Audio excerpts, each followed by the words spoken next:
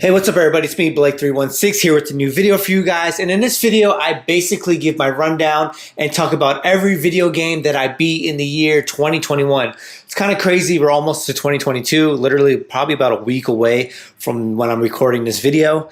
And this year had its ups and downs as far as video games. I thought it finished really strong. But anyway, I'm talking about every single game that I beat this year. And honestly, I didn't beat a lot of games this year. Reason being, when like September hit, I had a hard time focusing on one particular game, and I was just bouncing around. Then Halo Infinite came, and I was playing a bunch of multiplayer. A few excuses, yeah, but I beat a few games. Not a lot though. But anyway, the first game that I actually beat on the year, I'm actually going to go in order of every game that I beat, is actually Sonic Generations. Xbox 360 was the original version. I also believe this came on the PlayStation 3. Now, my review on this game, my opinions on this game, are not going to be as accurate if you play this game now. Reason being, I played this game on the Xbox One, has backwards compatibility, and it's basically the Xbox 360 version, just a little bit improved. Now, if you play this game on whether it's the Xbox One or the Xbox Series X to be exact, this game now runs at like 4K, 60 frames per second, frame rate boost and everything, resolution boost, to the point where this game is now considered better than the remastered Sonic Colors retail release that just came out. So I played the older version of this game. I'll be honest with you, I know a lot of people hold high regards to this game. I didn't really think it was that good. I don't think it aged very well. As far as like Sonic 3D games, I'm still putting like Sonic Unleashed and like Sonic Adventure 1 and 2 before I even mention this game. But a lot of people like this game. And like I said, if you play this game now on the Series X, it's like almost like a brand new game. It's pretty crazy what they do with this game. The next game I played and beat, and actually shout out to one of my viewers, Santiago, who's in my Discord, YouTuber. He actually donated this game to me from my Twitch, or I was live streaming on YouTube. He's like, Blake, you need to play this game, Resident Evil 2. So I made the donation. Shout out to you, bro. Resident Evil 2. This game was good. I didn't think it was great. Reason being, I kind of played the game before. Yes, it has better graphics. Yeah, it has. Is it Mr. X in here? Who I probably only seen twice. I beat the game. I thought it was good, but I'm not like everyone else that's going to be wild over it. Like, I thought Resident Evil 3 was way better. Just saying. I liked Resident Evil 3 better if I'm comparing like the remasters and whatnot. But Resident Evil 2 on the Xbox One, I beat it. I recommend it. I picked it up. I got it like, I think it was like $20 when I got it. But shout out to Santiago. Appreciate you. Next game I played and beat, and it's a must-play. Absolutely. I recommend this game. This is one of the best games I played. Was the last generation, I guess, or this generation. It's also on PS5 and Series X. And it is Immortal Phoenix Rising. I absolutely love this game. Yes, it's a Ubisoft game. And guess what? This is a Ubisoft game you need to play. If you like Legend of Zelda Breath of the Wild, I'm telling you right now, you're going to absolutely love this game. It has the same style gameplay, world, but it's like Greek mythology. I really like this game. I streamed this whole game, and by me streaming this game, I know quite a few other people bought the game, and they enjoyed it too. Let me tell you, this is a sleeper hit that a lot of people have not played, and I definitely recommend you do play, and I really hope Ubisoft actually makes a sequel to this game. Really good game, Immortal Phoenix Rising.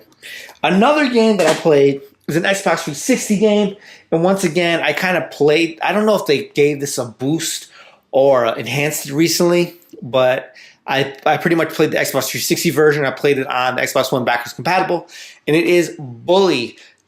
I know a lot of people hold this game to high regards. A lot of people want a sequel, but they want this game remastered.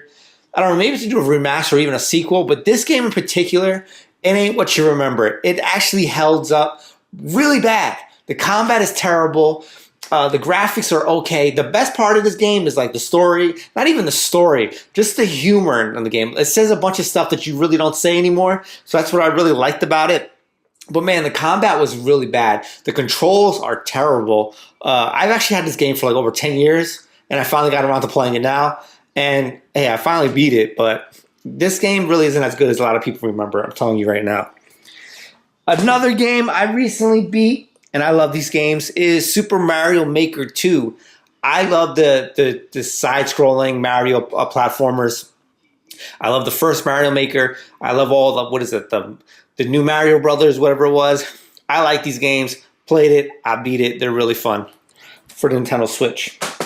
Another game I beat. A lot of people, this was their game of the year. I'm not going to say all that, but it was pretty good. And it is Resident Evil Village. Another game I beat on live stream. If you're not following my Twitch, twitch.tv/Blake316. Link will be in the description. This game was good, but it wasn't great. It kind of reminds me of Resident Evil 4 and everyone else as well. I personally did not like Resident Evil 4, but the game, it was okay. Like, it was good, except for the last 2 hours. Then it got really like Call of Duty. It was like, what is happening right now? Why am I all of a sudden playing a Call of Duty game? But this game, it was good. The best part of this game, and I usually say this is like the least important part of all games, is actually the story. I loved how this game tied in with Resident Evil 7, and the ending was great. I'm actually really looking forward to Resident Evil 9 because I want to see what they do with the story. And I usually don't care about story in games. That was the best part of this game. The game overall, it wasn't scary, unfortunately. I made a review on this game. I think I said it wasn't a good Resident Evil game. It wasn't scary. It was a good game. But just as far as Resident Evil games, no, definitely not one of my favorites. Another game that I recently played, and this got like backwards compatible boost on the Xbox Series X. It is Dead Space 2. Holy crap. I just played this game now, and I really missed out back in the day. Because, man, this game was really, really, really good. Like, this is one of the best games I've ever played. Granted, I would say it was about a couple hours too long because it got very repetitive. But, like, man, the first 5 hours of this game, there's nothing like it. It's an awesome time. I recommend playing it, especially if the Series X, backwards compatible. It probably gives frame rate boost, resolution boost, all that other stuff that I missed out on because I played before that.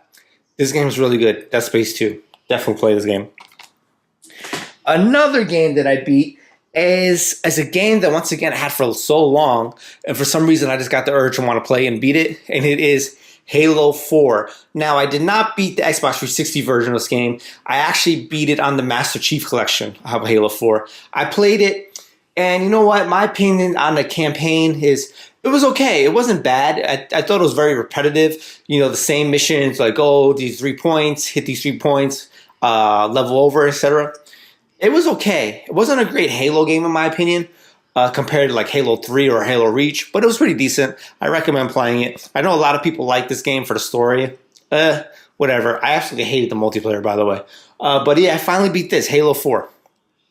About time, right? Maybe I'll get around to beating Halo Infinite, because no, I did not beat that game. Spoiler alert. Another game I beat was another Xbox 360 game that's also now backwards compatible on the Series X for like crazy boost, is Dantes Inferno. Now, let me tell you about this game. The first hour of this game, it is amazing. One of the best games you'll ever play. 5 hours into the game, it's good, but it gets way too repetitive. 8 hours into this game, I'm like, I need this game to be over with. This game, I've never seen such a roller coaster as far as enjoyment in this game. And then like the last hour of this game, they ruined it, bro. From the challenges that you have to do to fight the last boss, to fighting the last boss who's a legit complete sponge. Like, just a sponge. Not difficult, it's just a sponge. This game, I'm glad I played it.